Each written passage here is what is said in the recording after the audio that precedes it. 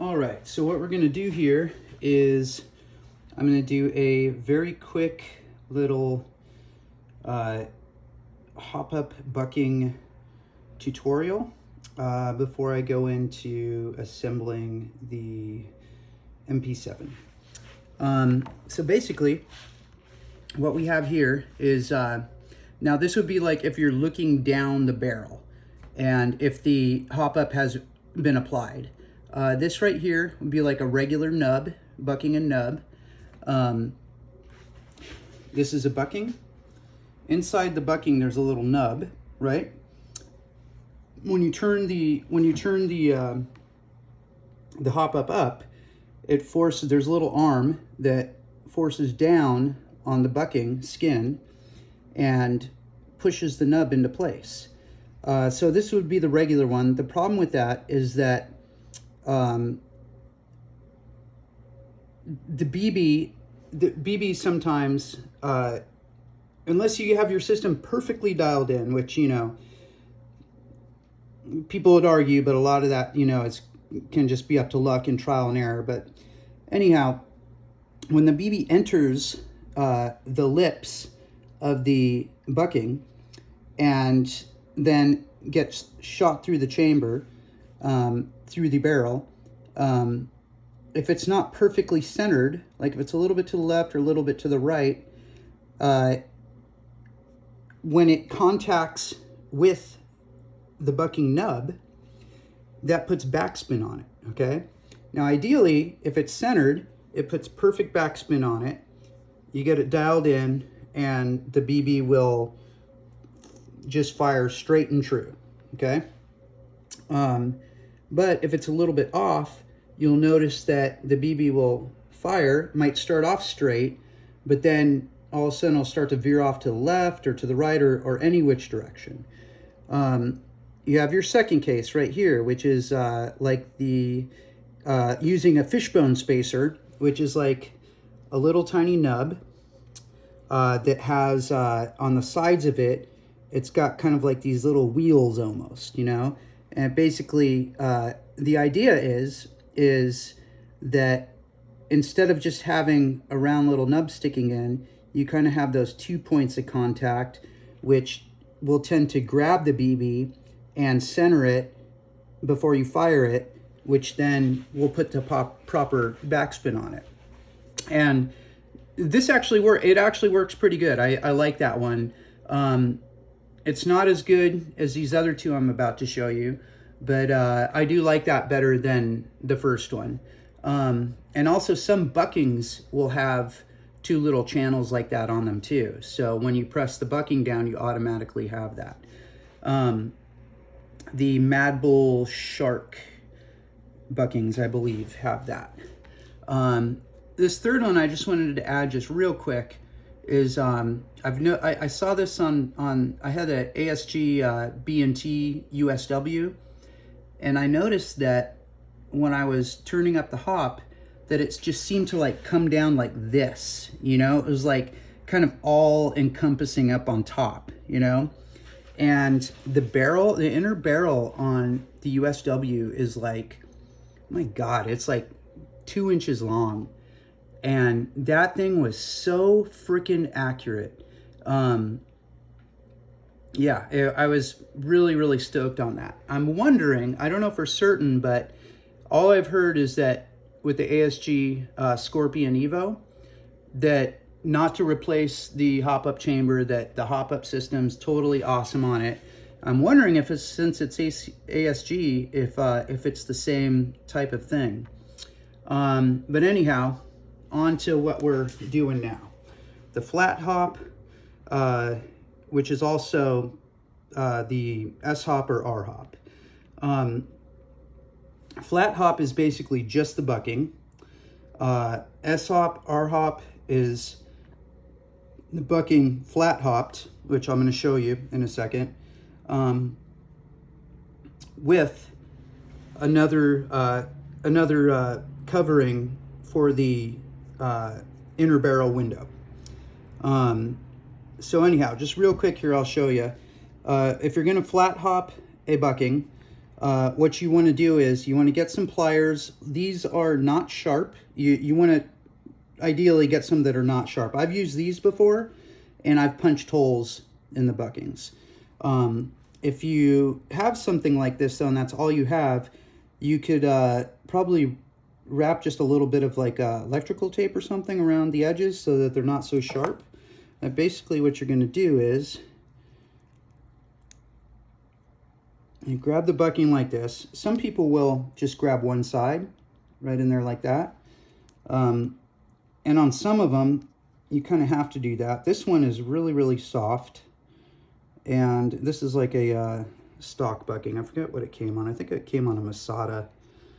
And basically, I'm going to push it through there, kind of being careful not to puncture it. And then turn it inside out like that.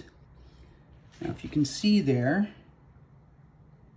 let's see if I can get it on camera. There it is. You got your little nub right there. And then on the opposite side, you got your little nub right there.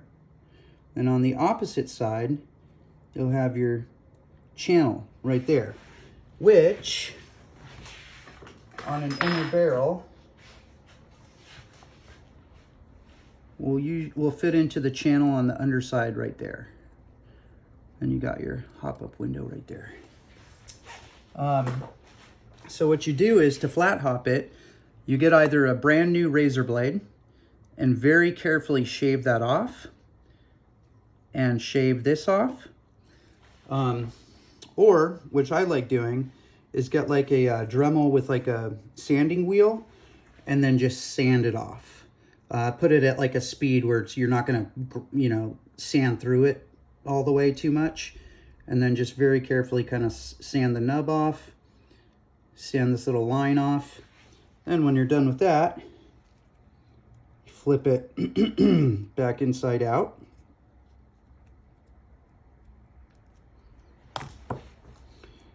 And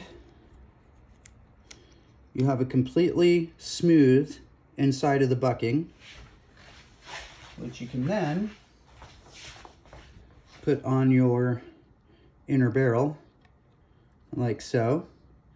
Generally the sanding part, you can kind of see, hopefully you can see the nub there. Let's see. Yeah, it's like on the side and you got your window right there. So ideally that's kind of where you want it when you flat hop it, because you want the surface that you're going to be pressing down to be completely smooth. And even if you grind that off, there's still going to be little kind of inconsistencies that you're not going to want on that window. And that's the reason why you want to shave this line off, because you want to be able to position this so that you just have a very smooth flat surface. So that would be a flat hop, okay? And then you have your hop up arm that presses down in there, and ideally you have a wider, flatter surface like this. And then what the S-hop and the R-hop do is they cover the window. I use Sugru, which is why it's called an S-hop, S for Sugru. And what I'll do is I will, let's see if I have it here. I have this little piece pre-made with Sugru inside of it. What I'll do is I'll insert this like this into the inner barrel. I don't have it pushed all the way through right now, but I'll push it all the way through, and then that creates like the perfect arc on the inside. I'll take the Sugru, mash it all up, and then I'll apply that to the outside and find like a hard surface. And let's see, where's a hard surface I can use for an example. I'll just use this mag. And basically have a hard surface, and then I'll kind of roll over it, and the excess Sugru will come off. Roll over it that way, and then once I get that all said and done, it'll be covered up perfectly. And I'll let it dry for 24 hours. Pull this out, and I'll have the S-hop or R-hop patch if you're not using Sugru. There's other ways you can do it. That's over that. I would say about 50% of the time when I've done the Sugru, the patch will just stay in there fine. What I'll also do is I'll go through beforehand with a little file and get off like the little sharp edges, and then I'll try to like rough it up a little bit so that it'll grab a little bit better. But sometimes the patch will fall off, which is no big deal. And when it does, what I do is I'll just put a little bit of super glue right there and a little bit of super glue right there. Being very careful for it to not enter the barrel. And then I'll just put the patch back on. And that works just fine. So, going back to a few barrels that I'm working on right now for this build. Oh, and one more thing. The Poseidon barrels. The Poseidon barrel has a little chamber, has like a little extra little channel at the bottom there. And, well, first off, when the BB goes through the chamber, ideally you have it set up. The top of the BB will go across the hop up, the bucking that's been depressed, which will put backspin on it, and also with this system, if the BB's to the left or to the right, since it's straight, it's going to get the same backspin no matter what. Okay. Now, as the BB is going through the chamber, it will naturally center itself, okay?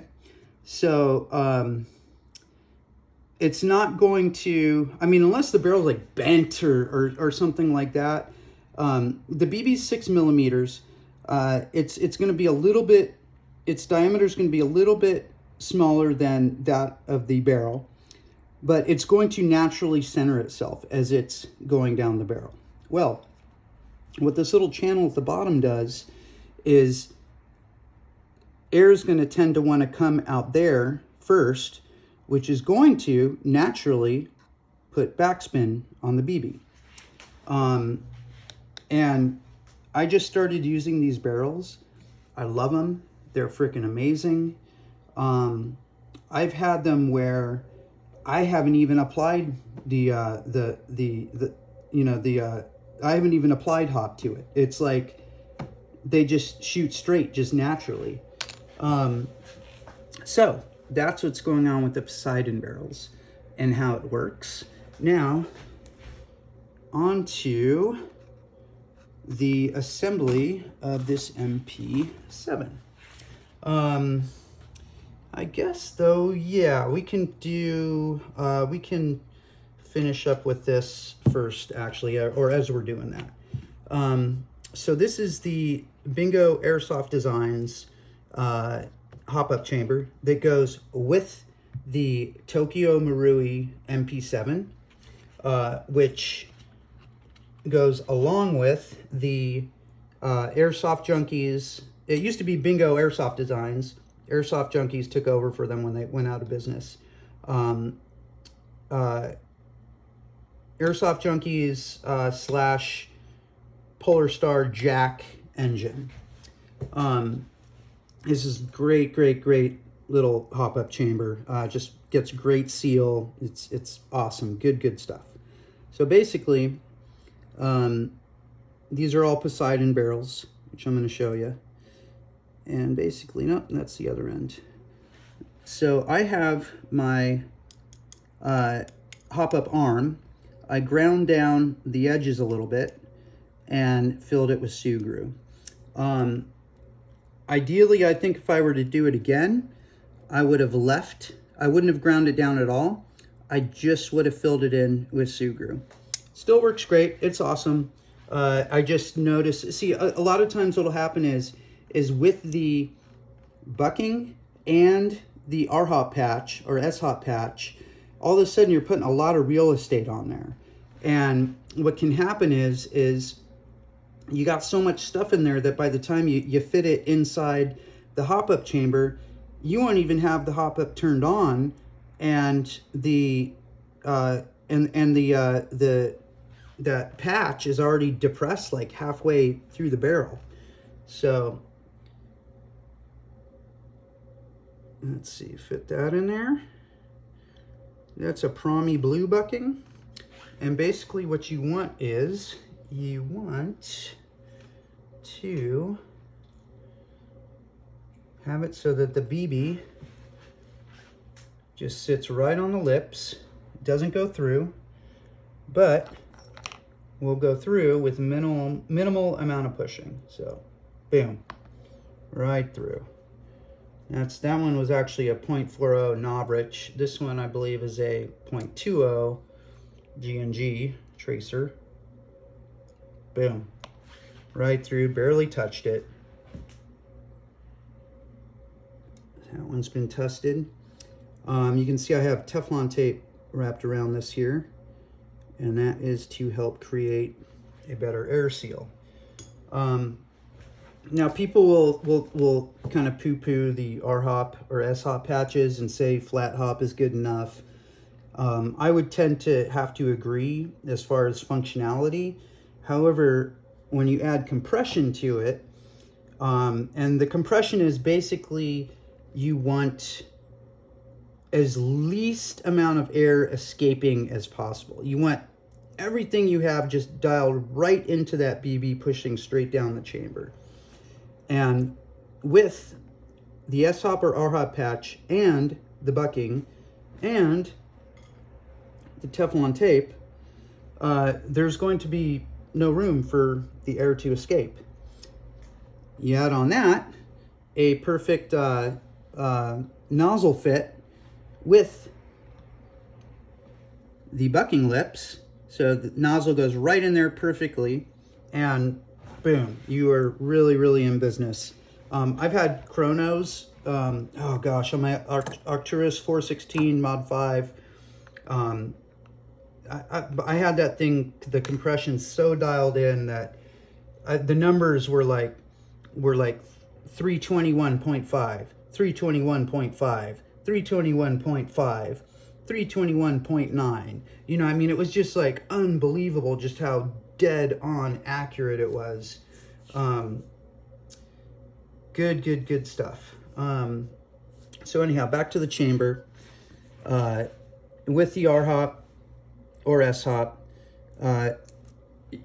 ideally you're going to want to do something like that, you know. And like I said, if I could go back, I would just fill it up with the Sugru. I wouldn't have ground it down. But no biggie on this one. We're going to test out, this one is a Tokyo Marui. It came with it. Ooh, that's a nice seal. Okay. We'll test it out. This one is the G&G, I think.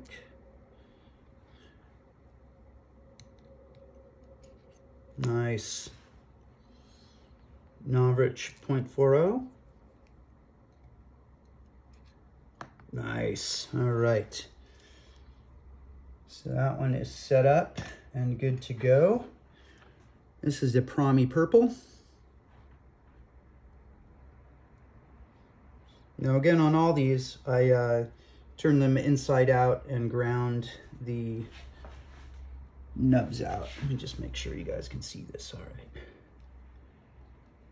So we got the Novrich 0.40. Ah, beautiful. And the G&G 0.20. Nice. All right. Yep. So basically you want the BB to just rest on the lips when you drop it in, not fall through, but just rest right on the lips. And then you want to be able to push it through with minimal effort.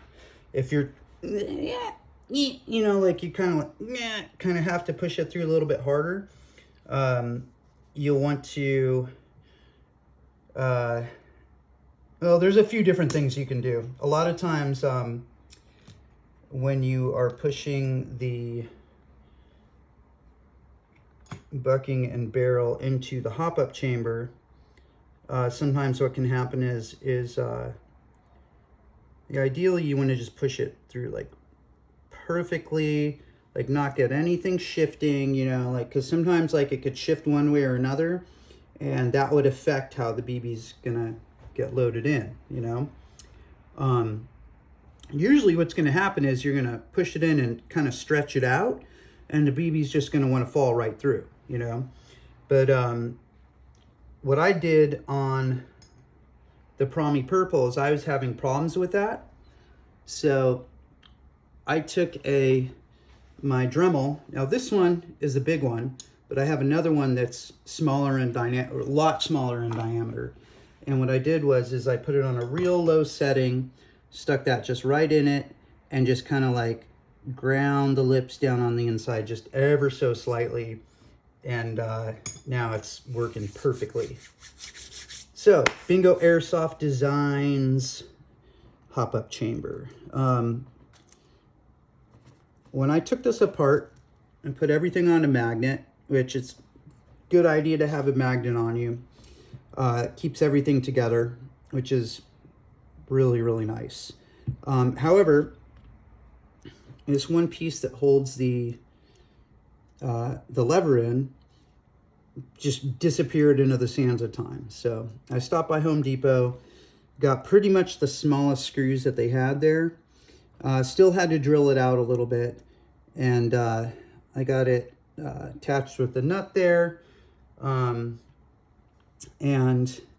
I dremeled this out right here, and I also ground that lip down right there just a little bit, because what happens with these is trying to get them to fit over can be like a pain in the ass sometimes, and especially over the arm. What you have to do is get like a tiny little flathead screwdriver and depress it as you're pushing it in. This one right here, I had to make a little cutout. I had to cut out this window right there so that it would bypass that. Basically, turn the hop up on. I'm gonna go like this, bring it that way, and it's gonna push it down more and more. Let's see, can I leave that on while I'm assembling this, or do I have to take that off? I forget. You know what? I'm gonna put this Promi one on because I need to test these all out. Okay.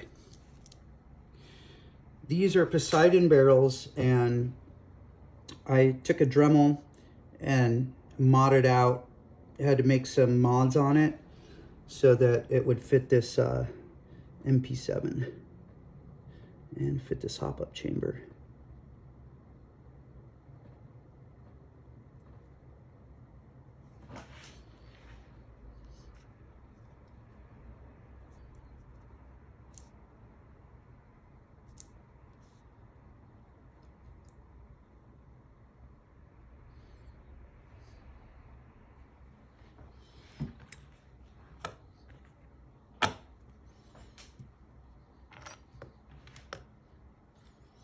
Some of these screws are really, really, really tiny. It's good to have a magnetic screwdriver. And also, it's good to make sure that your screwdriver fits perfectly and doesn't have any wiggle room when you're doing this stuff, especially with the smaller guys. I have taken this thing apart and put it back together 1.5 million times, and these screws are still good to go. But if you're to use one that's too small, you're going to tend to strip them, and that is no bueno.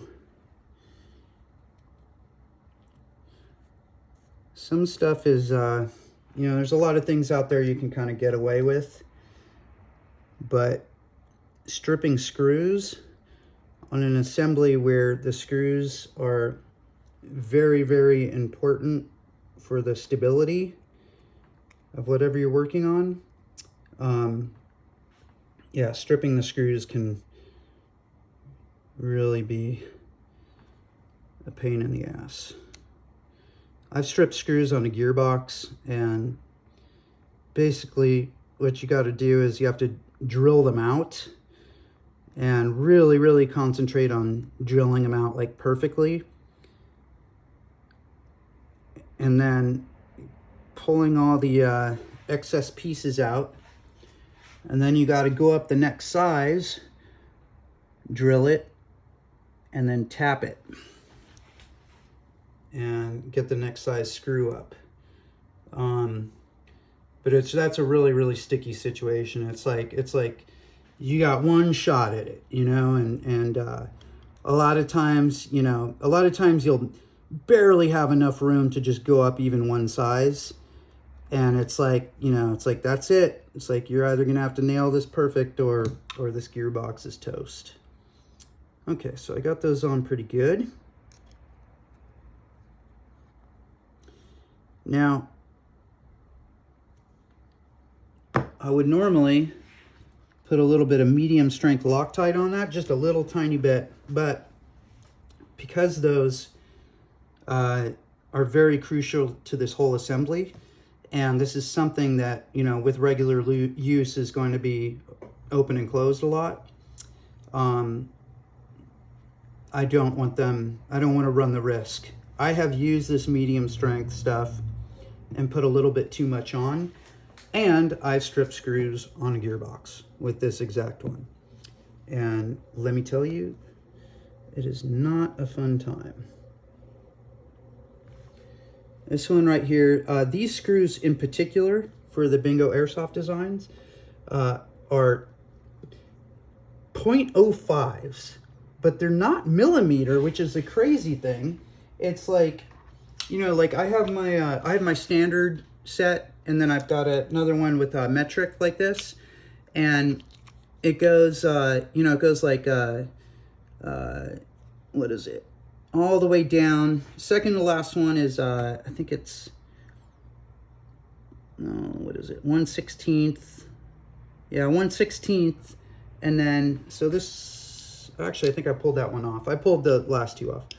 1/16, and then the very last one says 0.05. I mean, to me, that sounds metric. I don't know. But, yeah, basically, it's the tiniest one.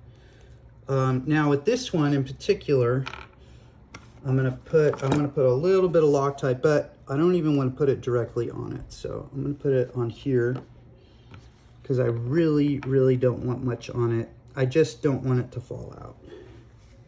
So I'm just gonna ever so slightly roll it in there after I've already dabbed it. You know, you can see it's just kind of like not that much on there at all. And I just want enough so that it doesn't reverberate off. Now this one goes underneath this, right there. And what this does is this keeps the hop-up adjuster from coming out. Okay, I got that on there. So that now will slide all the way to there, but not any further because that's holding it in. Now I'm going to do the same thing with this one. Let's see, do I want this one or do I want that one? I think I want this one.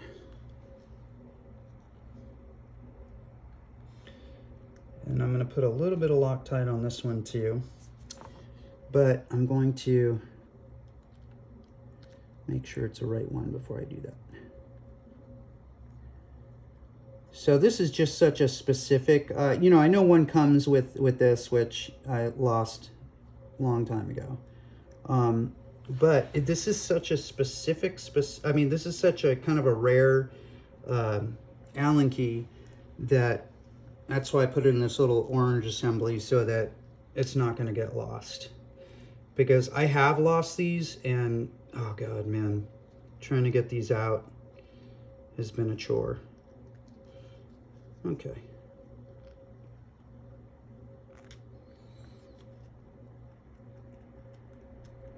So we've got this one, and then we're going to have two more. And the other two are going to go up top here. It's one's gonna go up top, one's gonna go on the bottom. And again, let me just make sure that I got the right ones here. That one might, you know what? This might be the one that's supposed to go right there. Let me see.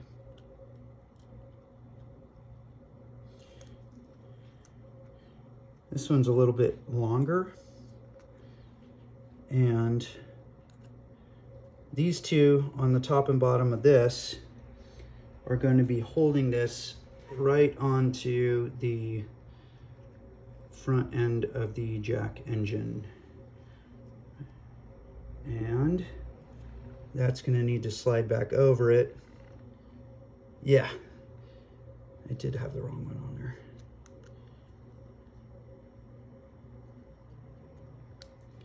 I'm going to want to put a little bit of Loctite on that, so go ahead and take this off. And again, Loctite can be your best friend because it's going to keep stuff from shaking loose, but it can also be your worst enemy if you put too much on and can't get it off. So the stuff that I already put on here is pretty much soaked through. I'm going to put a little bit more.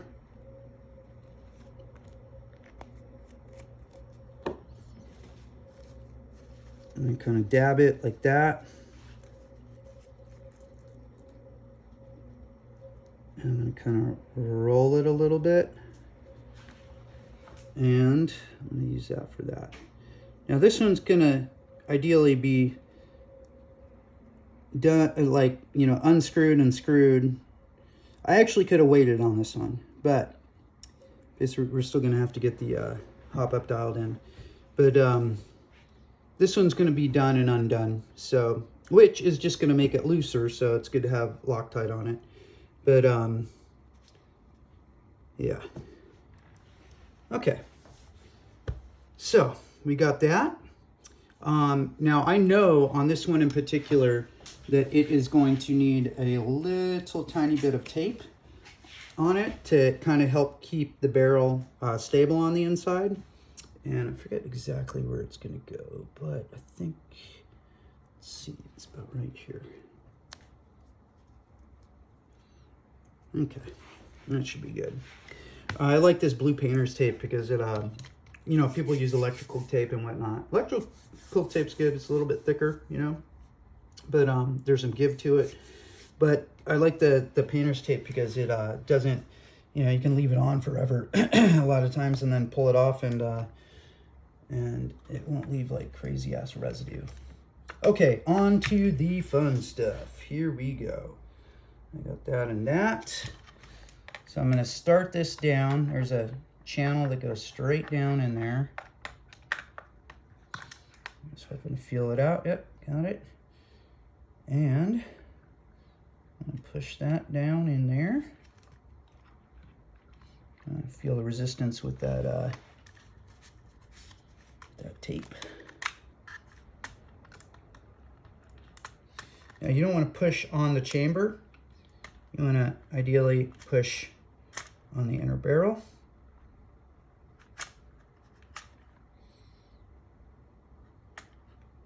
Let's see, we got it all lined up good. Yep.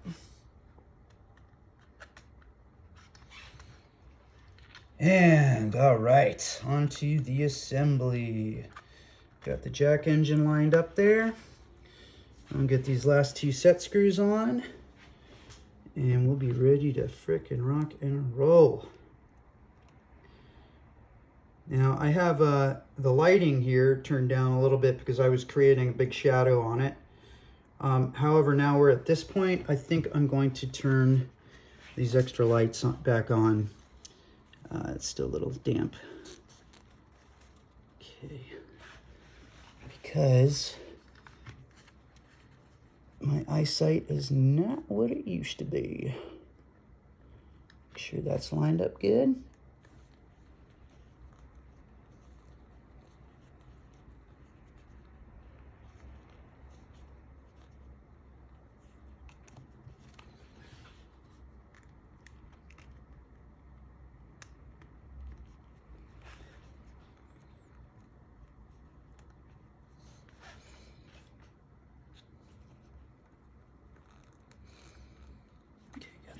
good.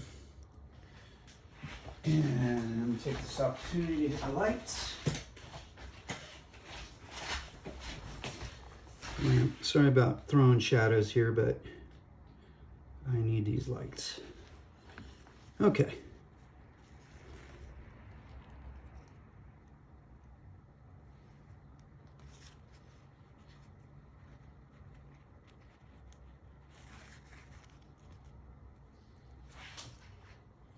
So this is one of the I started playing airsoft about a year ago.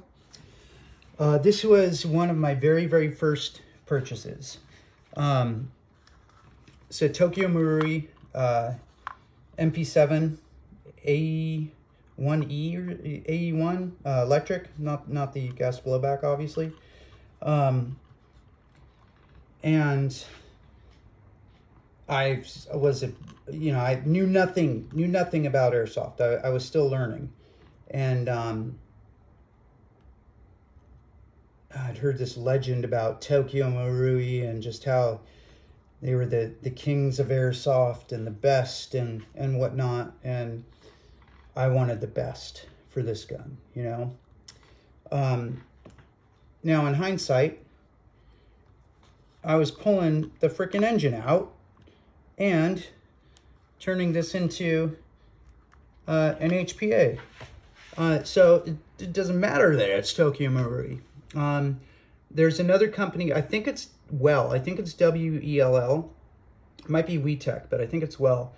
And they sell an exact clone of this for like pennies on the dollar. Would I be able to go back and do it again?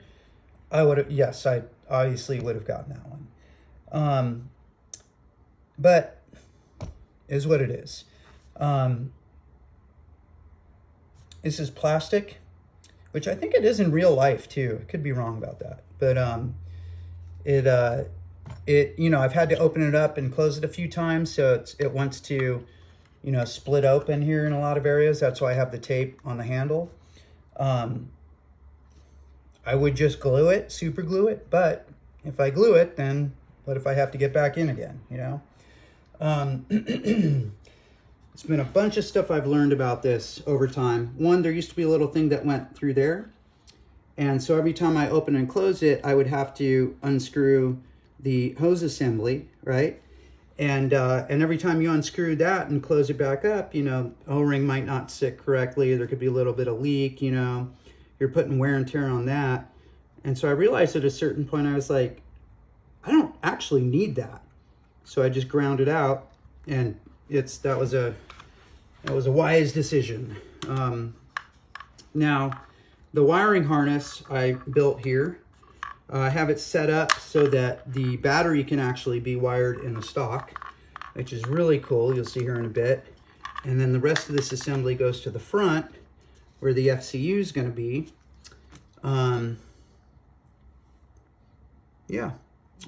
Let's see.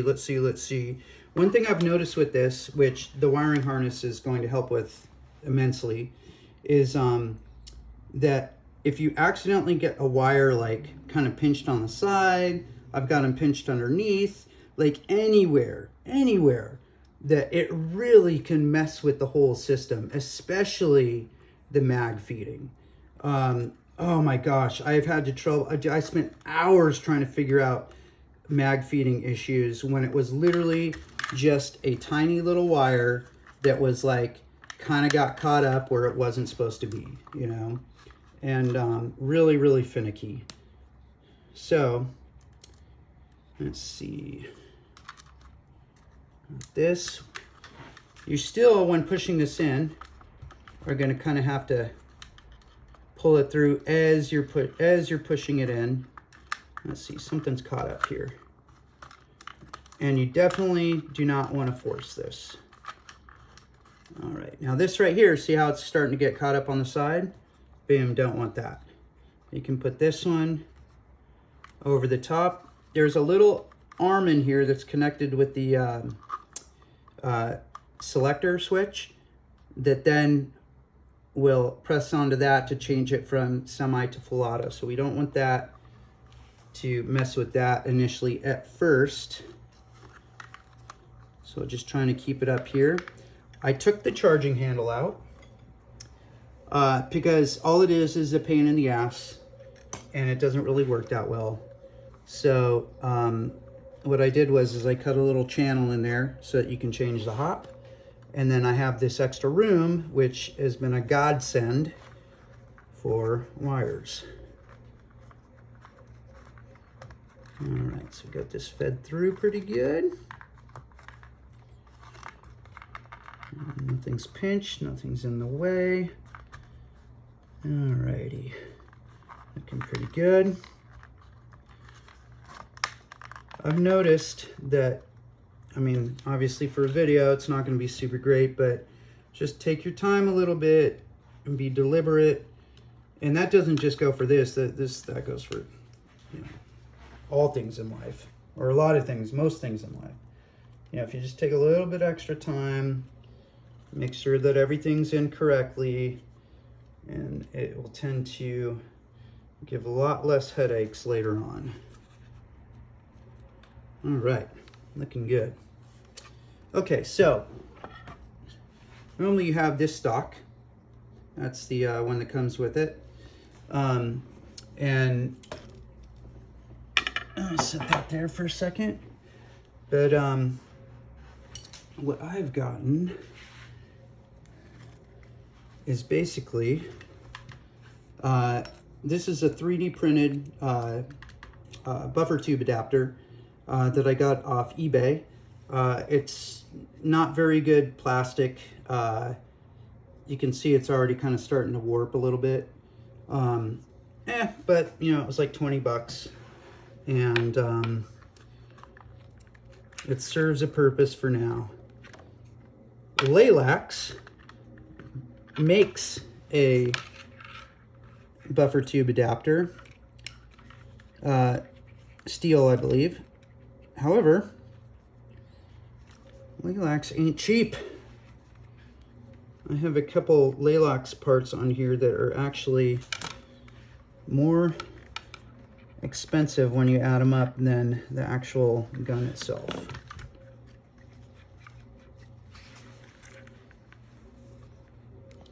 Now let's see. This is my first time. Let's see, I made this wire harness yesterday, and it looks to be a little bit too thick for it. Yeah, I might have to just drill this out just a little tiny bit here real quick.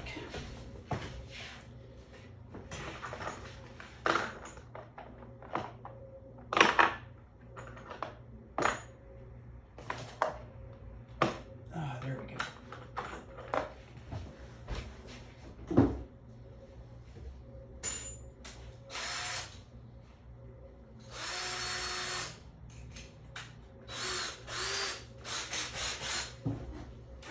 This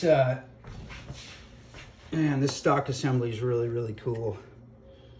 Okay, we're just gonna drill this out just a little bit.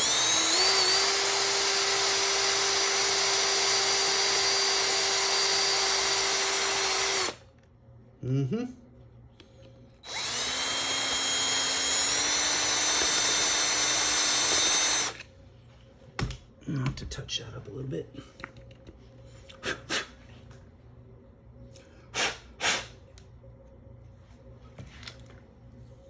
Got little scragglies in there.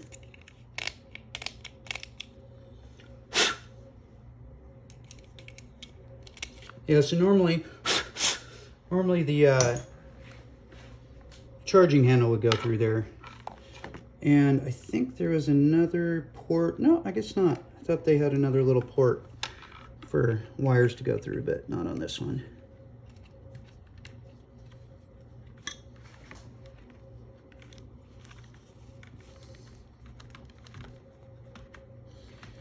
Also, I think have some graphite. Oh, that worked. All right.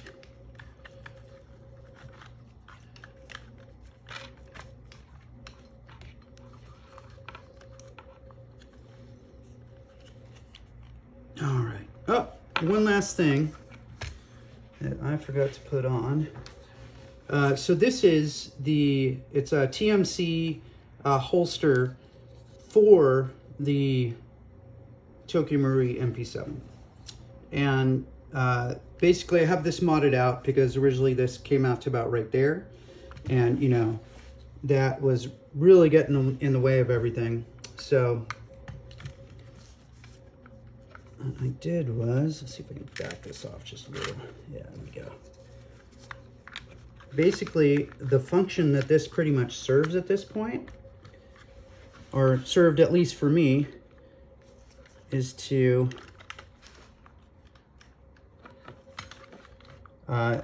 just give the whole thing stability. Basically keep everything in place. But it does that very well.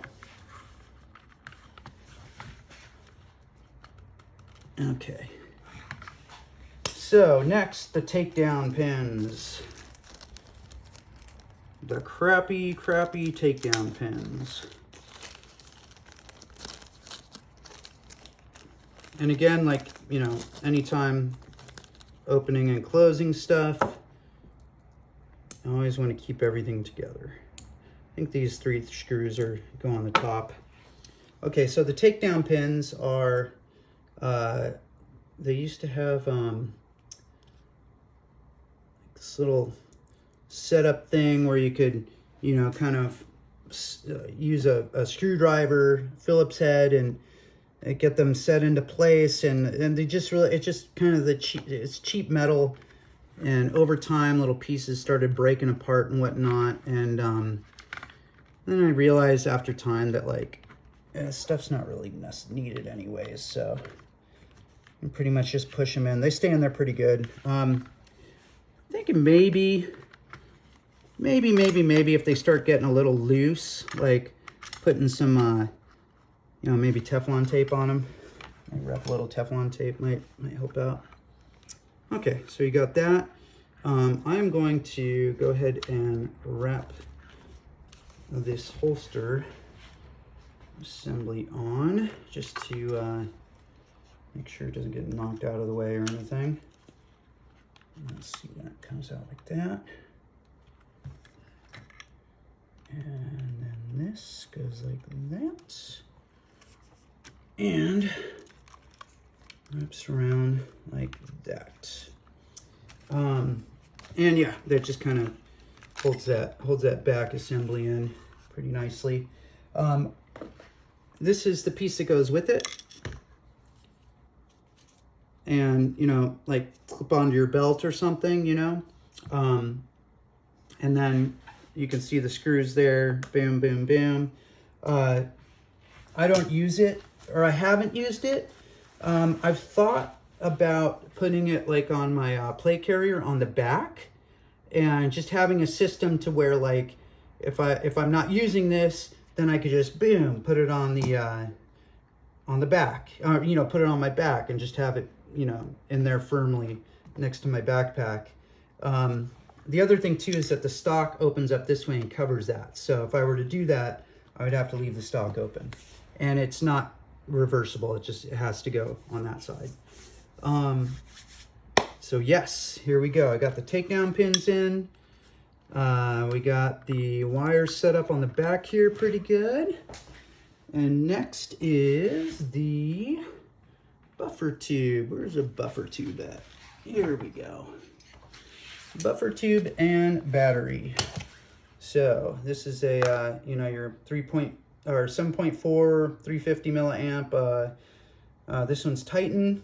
And what I did was I changed it to Dean's. It was at JST, and then I took the JST and made a little adapter piece. So you still have the option of using this with other things, and also if you don't want it wired in the back, or you want to switch back to the original stock, then you can wire this in the front with the FCU.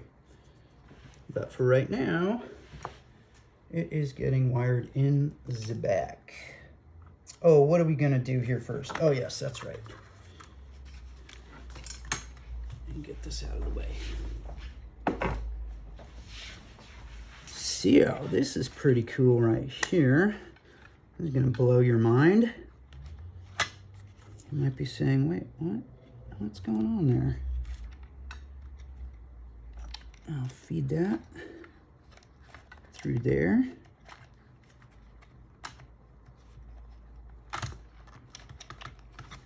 Like that.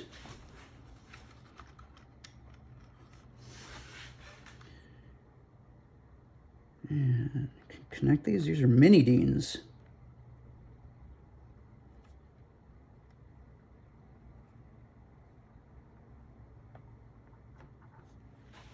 Like that. Kind of wrap that back around. I think that's probably gonna have to sit a little bit down in there. And we got the plate. Why is there orange tape around it, you might ask? Well,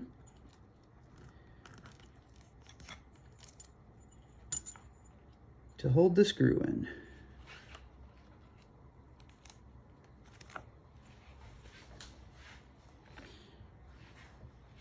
Oh boy, it's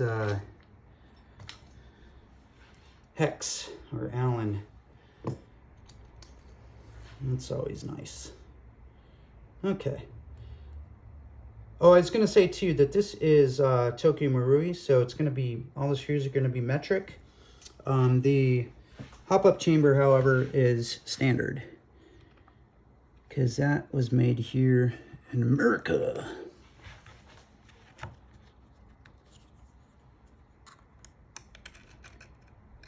This plate goes on like that. Got the wires in there nicely, not pinched.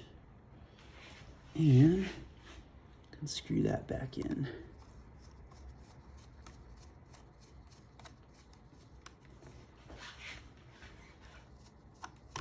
There we go.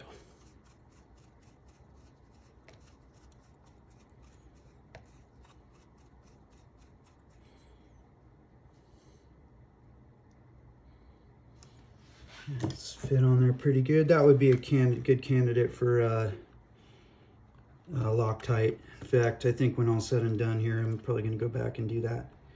So this is the cool part, all right? This is the awesome part. See the wires? You got your negative and your positive. Negative, positive. And it's got some free floating to it, which is nice. You close it, and not wanting to click. What's going on in here? What are you pushing on? I have to tighten you up a little bit. I might have to tighten the screw up a little bit.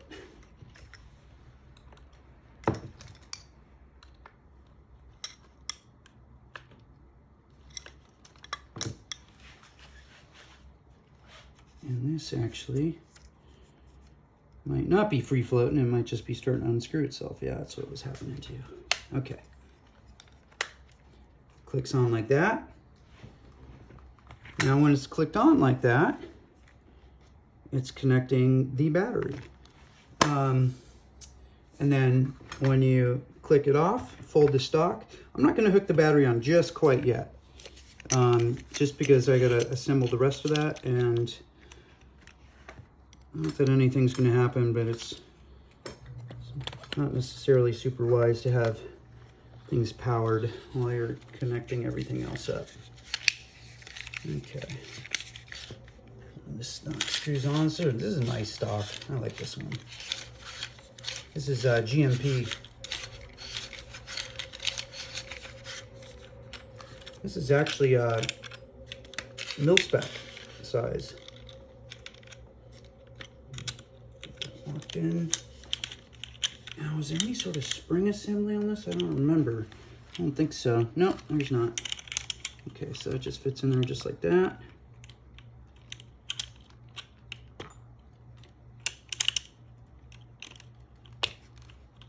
Or does it kind of give it a natural springiness? Nope, that locks right in. There we go. Get the castle nut on there. And we'll tighten that up a little bit. Oh yeah, oops. Actually, this back piece unscrews, so I can go ahead and tighten this on good. I need to get a armor's wrench. This is the, whatchamacallit.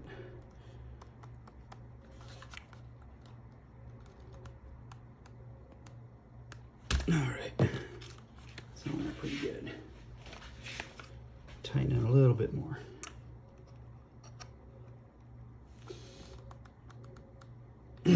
All right. Yeah. So, bam, I got this folding stock. Boom, battery's unpowered. Battery is unpowered. Click it back. Boom, battery's powered up. Freaking beautiful. Yeah.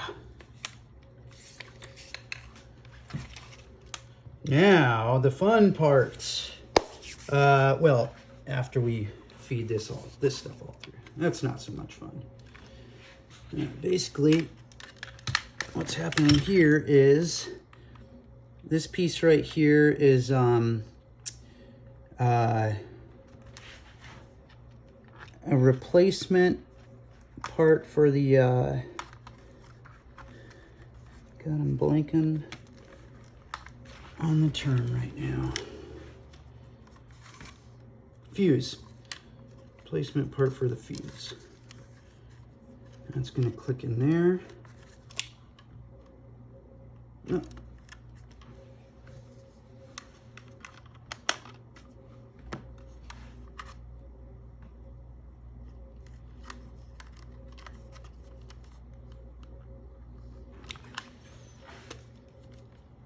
Gosh, this stuff in here when I first did it was just a colossal pain in the ass. Okay, I got this replacement part for the fuse, and then this piece right here, here's a little post in there that this is going to attach to, and what works really well with this, I found, is it's going to go on this. There's 3 posts. Let's see if you can see them.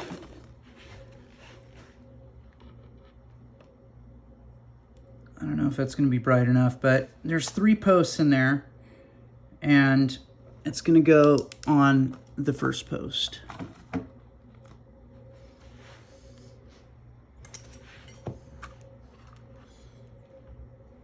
So yeah, what I'll do is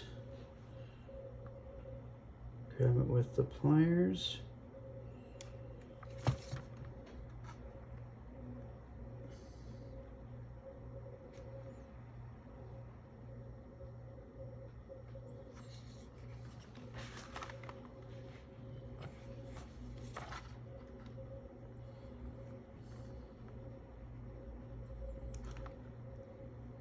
Be careful with this stuff because it's very easy to just screw things up.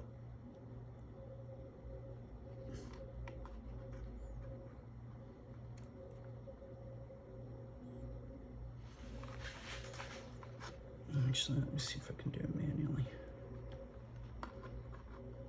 Grab it by the sides. There we go. Okay. Nope, not a super good fit yet. It's on there, but it's not on there.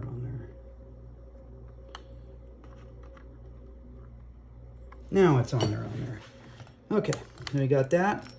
We're gonna feed the rest of this wiring harness on through there. I think ideally here, I kind of would have wanted to feed these through first before attaching that to the post, but if I'd done that, I wouldn't be able to see it or gain access to it.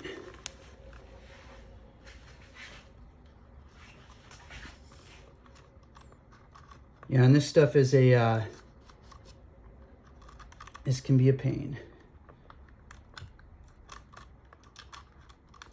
There we go. All right, little buddy.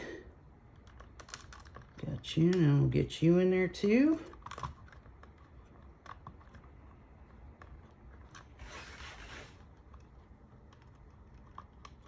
I may have to remove some of this heat shrink in order to get this to fit. And of course you don't want to force this stuff.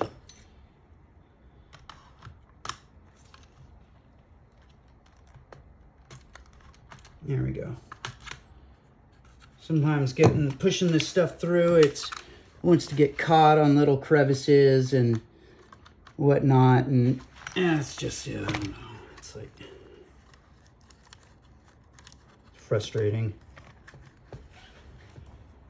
It's like going out with somebody who likes you, but they're not sure, and they kind of don't like you, but they do like you, and then, you know, you're on your freaking 20th date, just wanting to blow your brains out. All right, let's see. That fed through there. Don't want to pinch anything.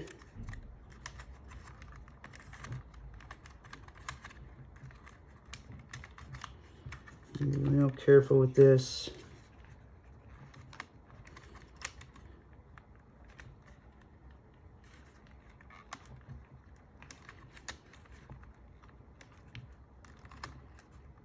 Okay. Now, ideally, or not even ideally, we're going to have to get this to sit just a little bit lower. And I have to get this to feed the rest of the way.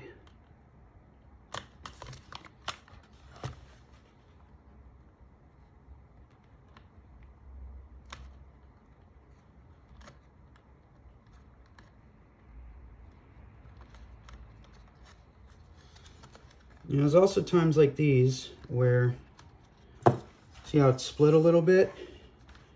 That can be really dangerous because pushing these little wires in and stuff, stuff can get like kind of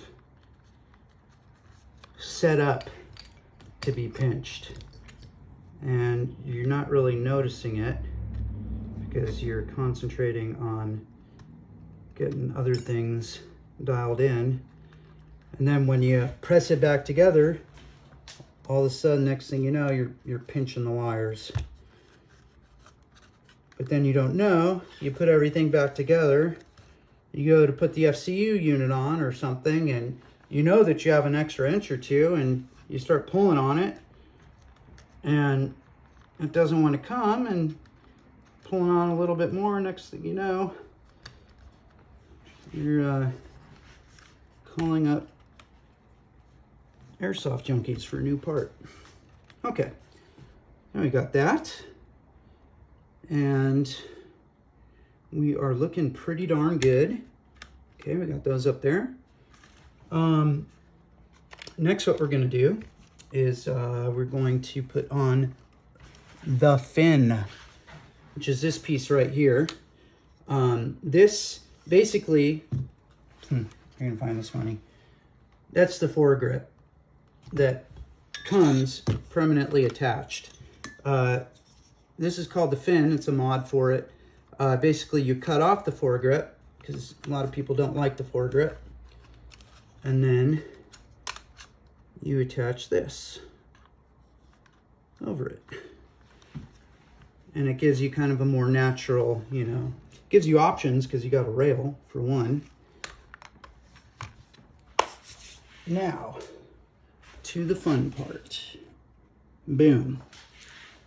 Little dish full of everything that came off it and is going back on it.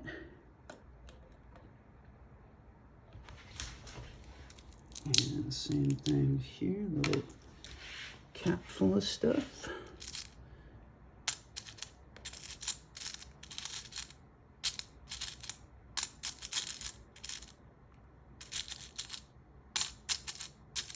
Okay, those are bigger. These are the wrong size. Where am I looking at? Oh, this might be it.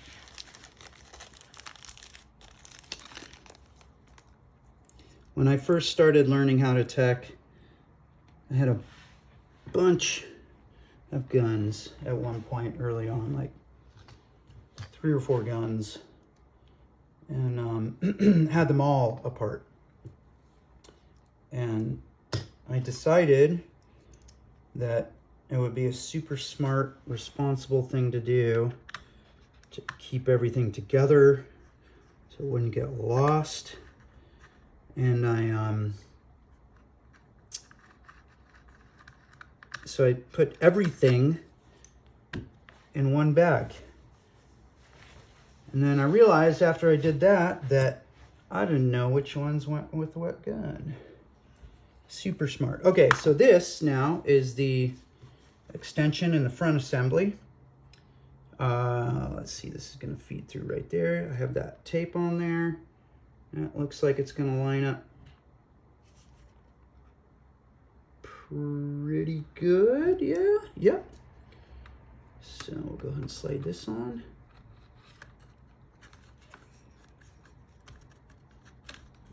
Now, here's another real important thing with this one.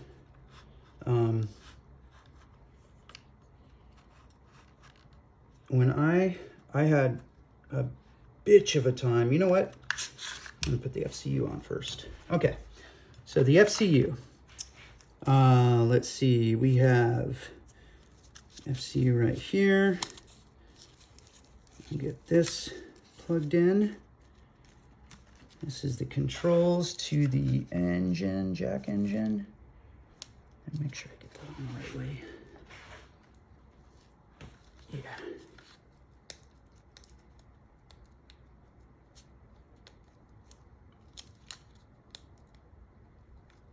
No, not wanting to go in. Oh, wrong side. Okay. There's an extra port on there that I imagine is for maybe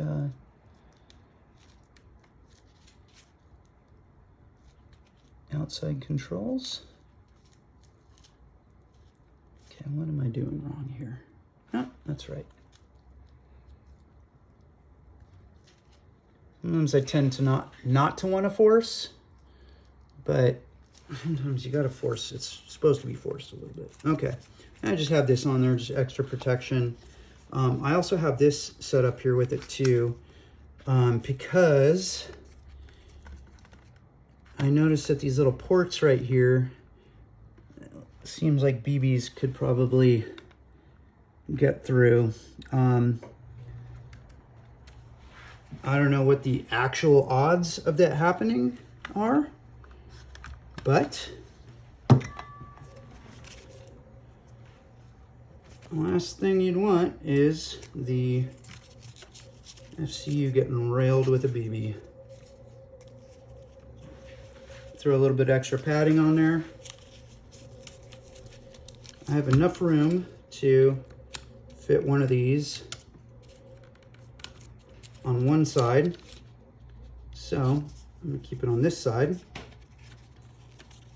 which, if you're a righty like I am, is going to protect that, or keep BBs from flying in on that side.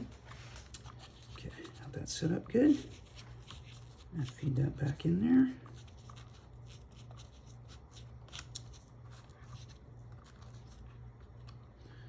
Being careful not to force anything, and we are also going to have some playroom on the front of it here, so it's no problem. This stuff can pretty much stay there, no problem.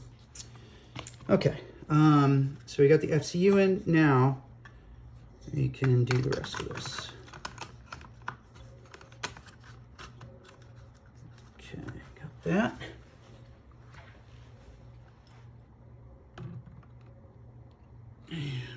That on. I've got room for these wires.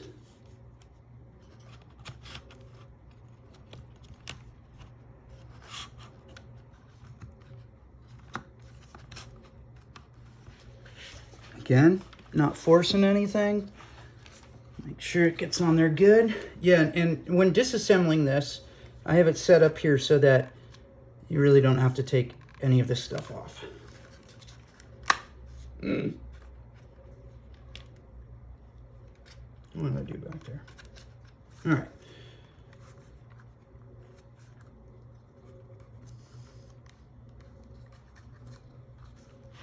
A little bit more. There we go. Usually with these front ones, the first couple screws that are going to go in are always the funnest. And by funnest, I mean not so fun. Pain in the ass. So, one other little thing here. There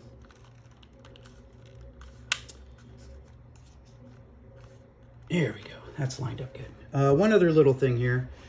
This rail right here is metal. It's straight and true. So this is the side you're going to want to screw in first. That's the wrong size.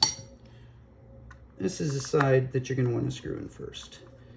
And the reason why is because, yeah, are you going to go?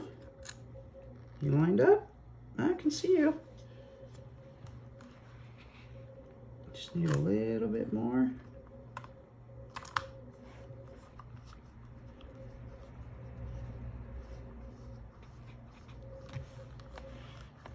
There we go. I'm going to screw in this side with the metal rails, Picatinny rails first. The reason why is because when I first was building this extension on the front, I noticed that it wasn't, like I was looking down where the inner barrel sits, and I noticed that it was usually leaning either one way or the other. This is a plastic one. I had plastic on both sides. And, you know, there's a lot of give and take to plastic. And what was happening is I was getting this all set up, and I'd turn one screw, and it would like make the inside channel where the inner barrel sat, it would like make that just go like to the left, you know?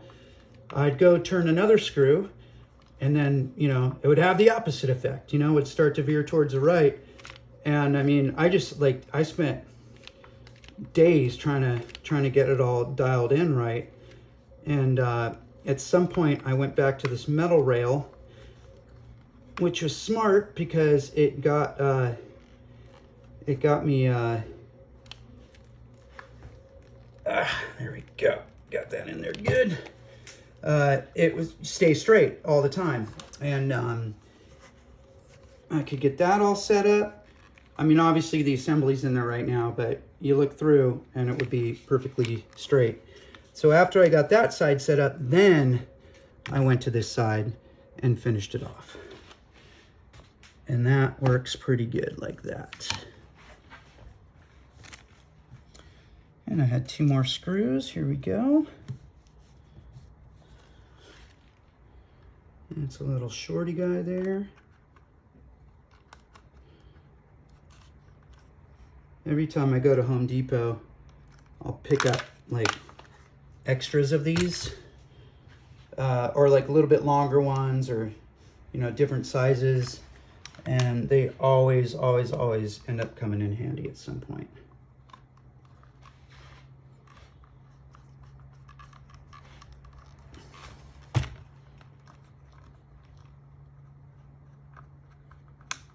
You're gonna go in. What's going on?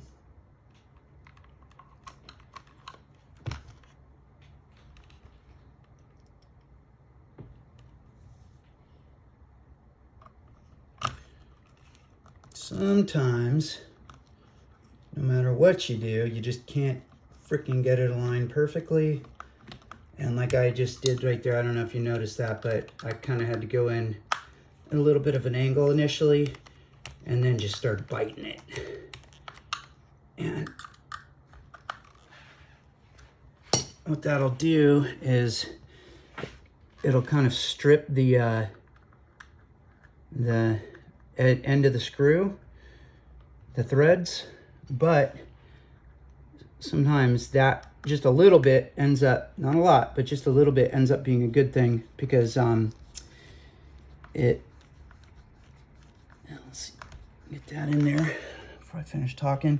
It then basically kind of like helps it in the future kind of slip in there a little bit easier. Okay, looking straight, looking good.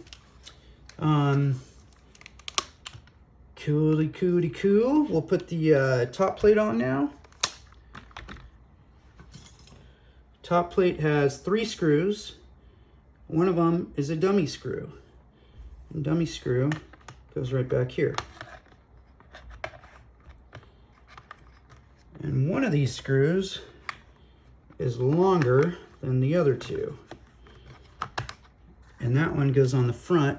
And the reason why it is longer is because, if you saw that little piece I was pulling in and out earlier, that helps hold that in. At this point in the game, I don't even know how necessary that thing is. That's for the original battery housing to pull that in and out. At this point, it could be taken out, but I kind of like it because, as you saw, like it helped kind of get the FCU in there. So it's staying.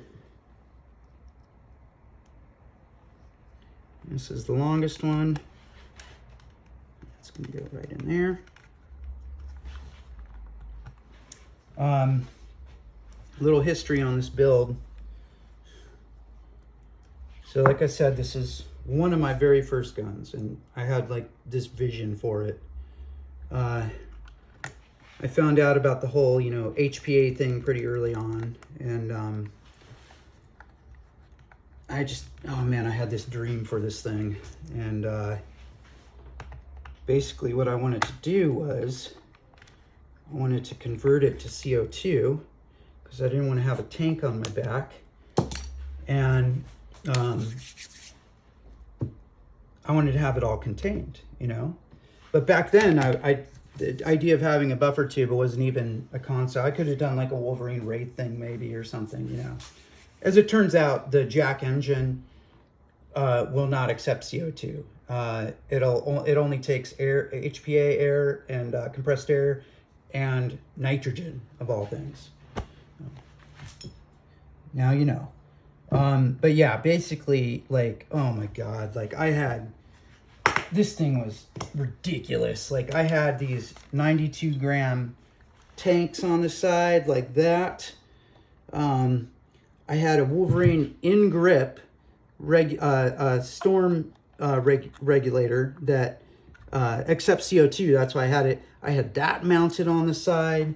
I had, I had this freaking snorkel device on here. It looked like a big snorkel, I've got all this stuff set up. I had this spray painted black, and like I was gonna write like some crazy cool like futuristic thing on it, like XR22 gas, like radioactive, something like that. I'm just gonna have this whole freaking badass assembly, where it's just all self-contained, and I just like, and then these big 90 gram ones, the 12 gram ones can do like 100 shots. The 33 grams can do like almost 500 shots, 400 shots. But these big suckers, I mean, this would be good for like 500 shots, I had it all planned out, all worked out.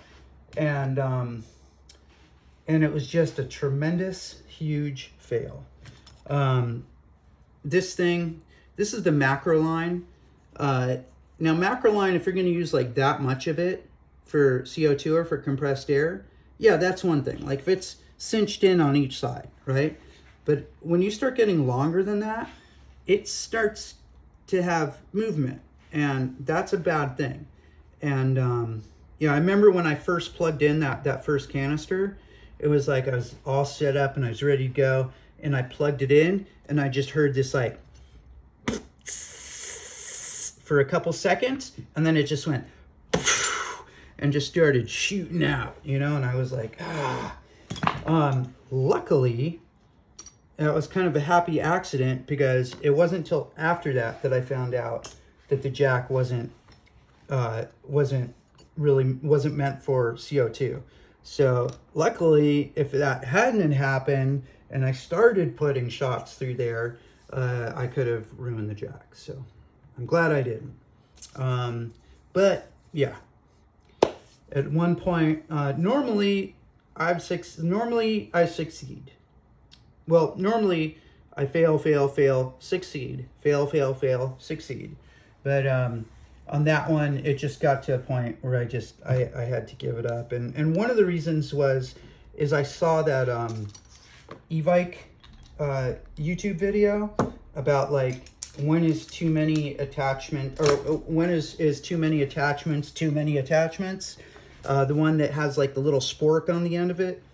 And I went and looked at mine. I went and looked at this, and at that point, I just had like every single square inch of rail just filled with something. You know, I had huge scopes on here, and I mean, I was just like, oh yeah, it's I gotta tone this down. To me, what I think is really cool about this is like the length of it, you know, like it, and the style, you know, it's an MP7, which is normally an SMG, but like by extending the front, you know, I mean, normally on a lot of the SMGs, you'll have that long suppressor on it, and which looks really cool.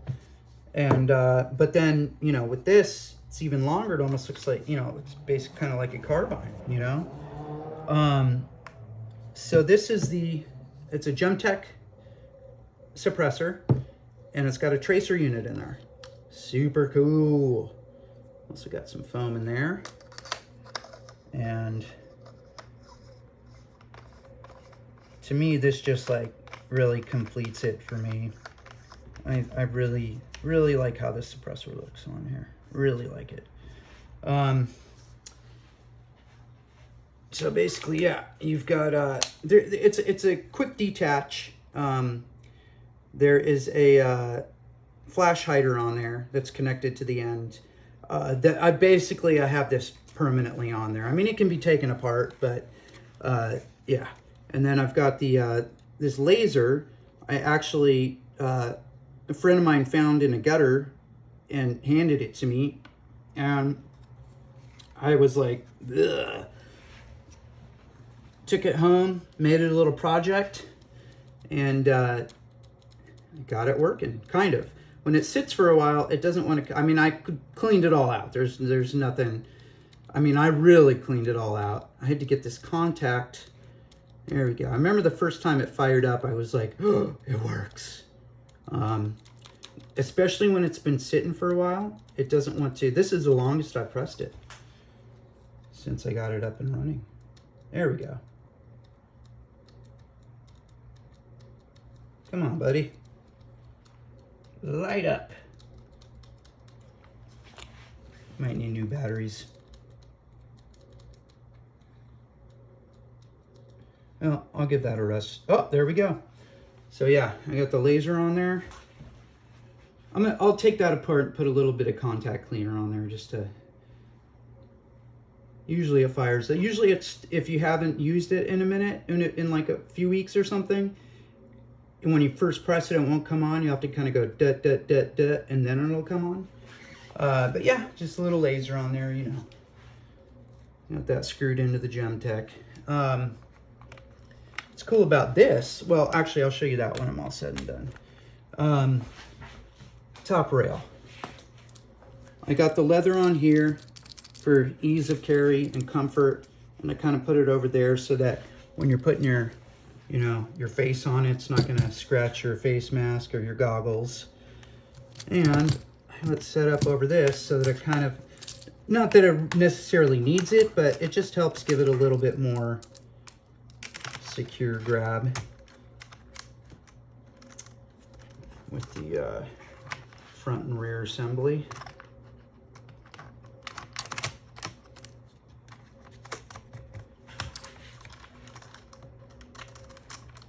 Is that right? No, it's gotta go the other way.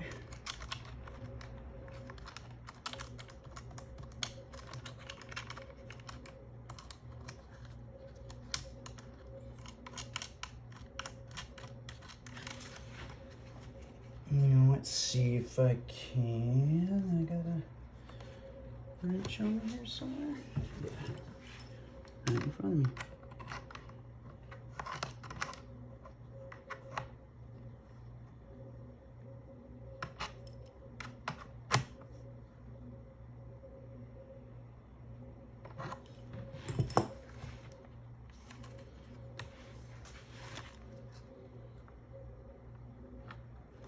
And that is on there correct, looking good. And do it on the back here.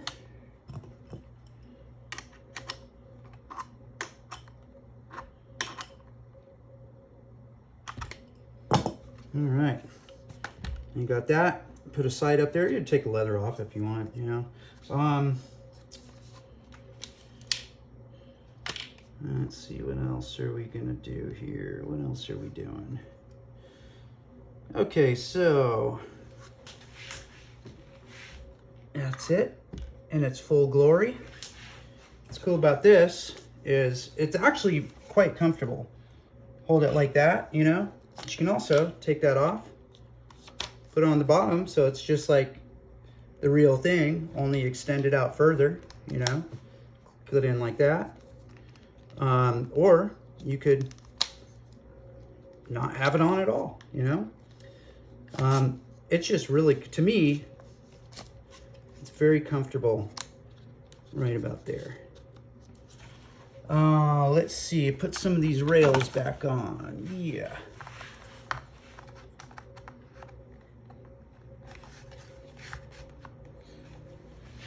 This right here, this elastic, it was just kind of on there to hide some wires at the time. I have it stitched on. I think if you took all this off, you could get it off. If you don't like it, you can cut it off. I believe that's the only purpose that it's used for right now. These are the original, oh darn it, spilled the screws.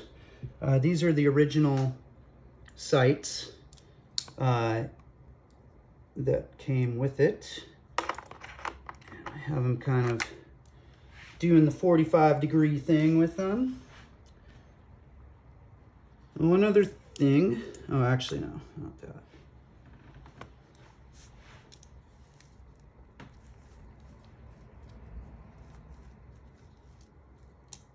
The way that it's set up right now,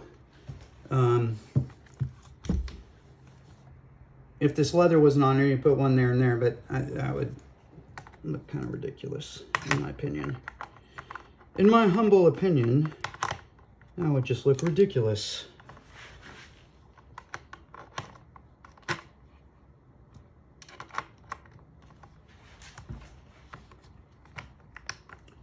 In my humble opinion, that would look ridiculous.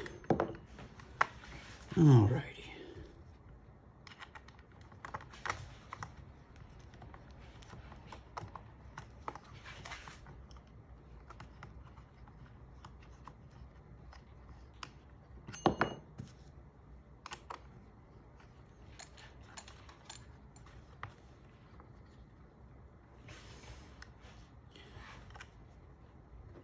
You saw me struggling with that, dropping that a few times.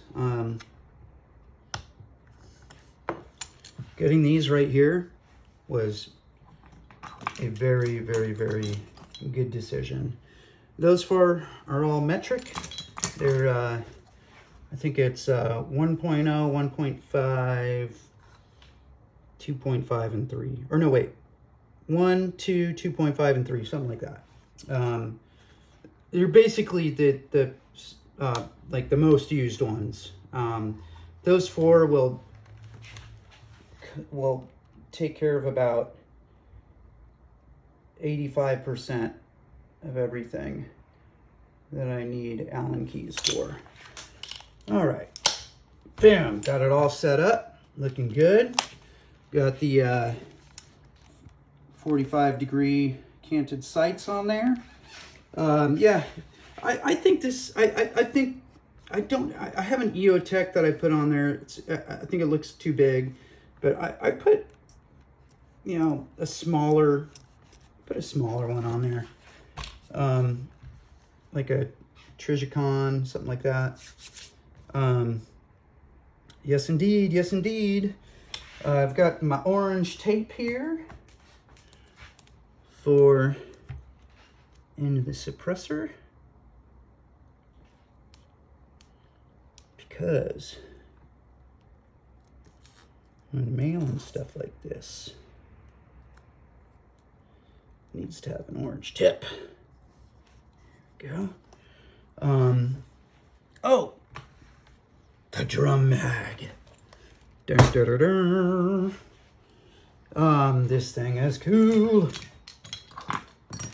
Go. This might be AG. Yeah, is it?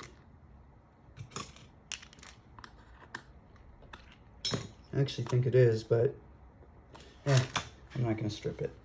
I'll use the correct one, or spend all day looking for the correct one.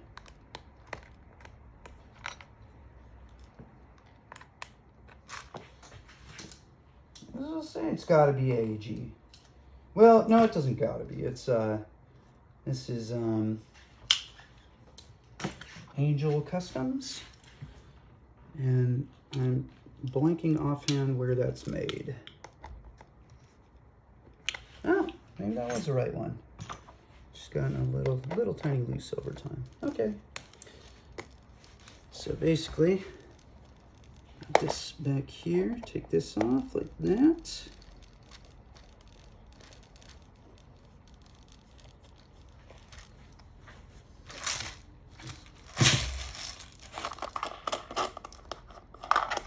So there's really no way you're going to be able to tell, like, over the recording of it here, but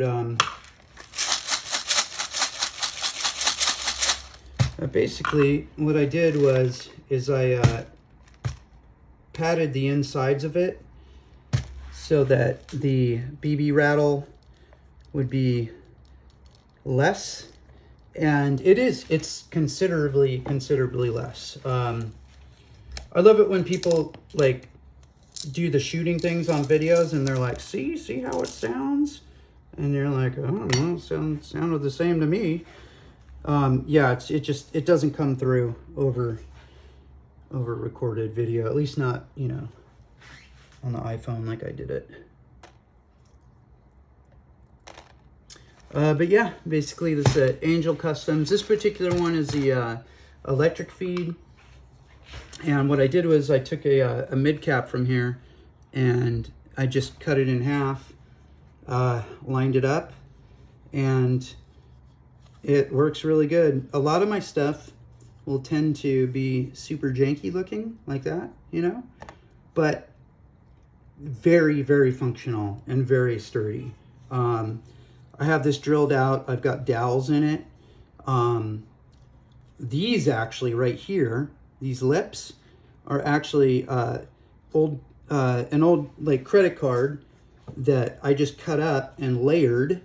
And the reason I epoxied them and layered them, and the reason why I did that is so that they would have flex, right? And then I doweled this right in there, boom, da doom, ba doom, threw a bunch of dowels in. Oh, you can see the ends of a few of them. Those 4 basically serrated screws, you know, that are holding it in very, very nicely. And I have also left point of failure just in case, and the point of failure would be right where those attach and that attach. And so if it is dropped, then it will break away, and you're not going to get it cracked up in there or something like that. It's going to be repairable.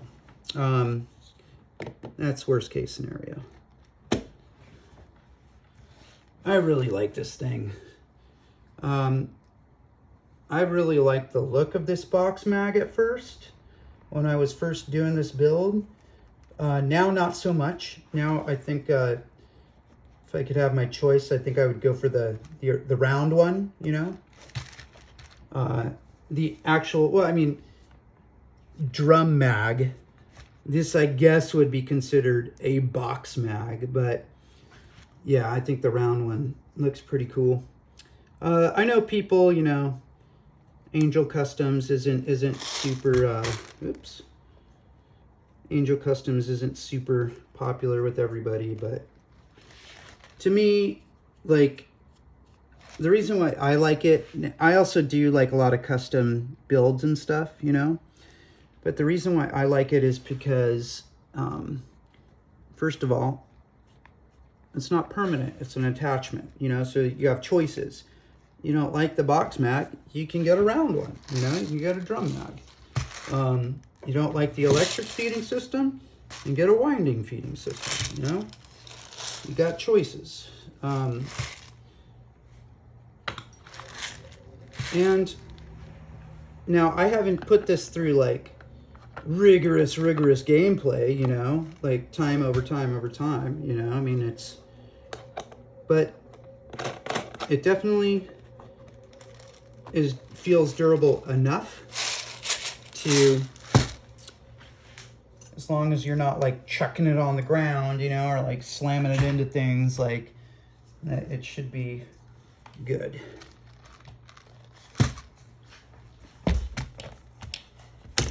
And that's the drum mag, baby. Oh yeah. Got your carry handle up here. Bada bing, bada boom. Eject that sucker out. Ba-bam, ba-ba-bam, ba-ba-bam. Eject that sucker out. And pop these down. Is that loose? A little bit, yeah, we'll tighten that up.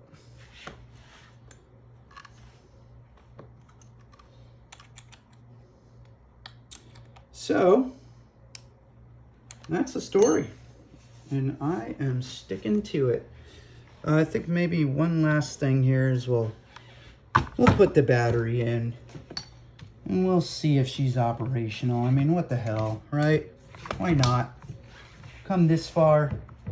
Why not, you know, at least see if she works. Ooh. He's got the little screw cap on the back there. Oh, can we reach it? Oh, yes, we can. Look at that. All right. Came with the old Deans.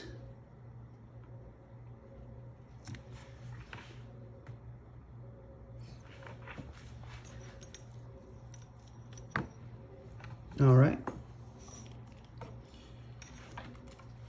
And put her in semi. Yep. In full. Can you hear that? She's a working. Oh. Last thing. She's in safe. Ah, she still fires in safe. Yeah, that's the only thing. I did my best to try and figure that out, and I could not figure that out.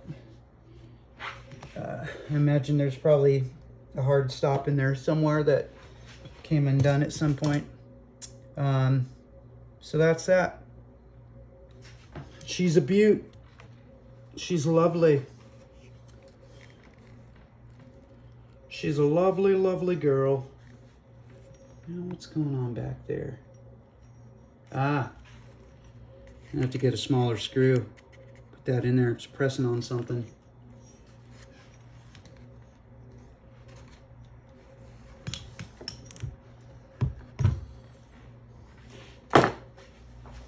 Bye.